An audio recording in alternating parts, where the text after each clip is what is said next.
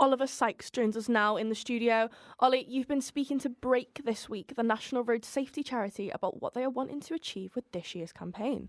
Yes, that's right. The numbers are shocking when it comes to road crashes and collisions.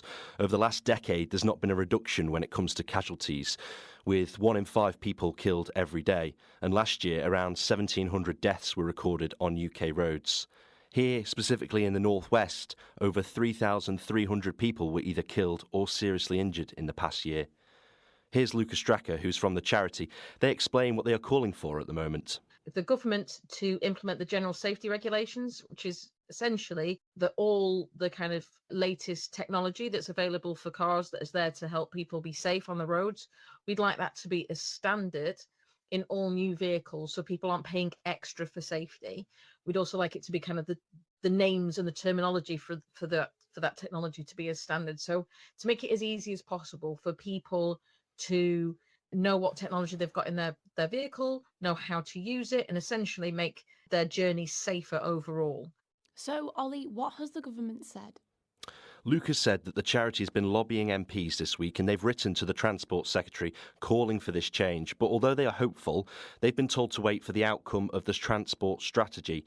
But this change, if implemented, could prevent thousands of deaths and injuries and save up to £7 billion in health costs.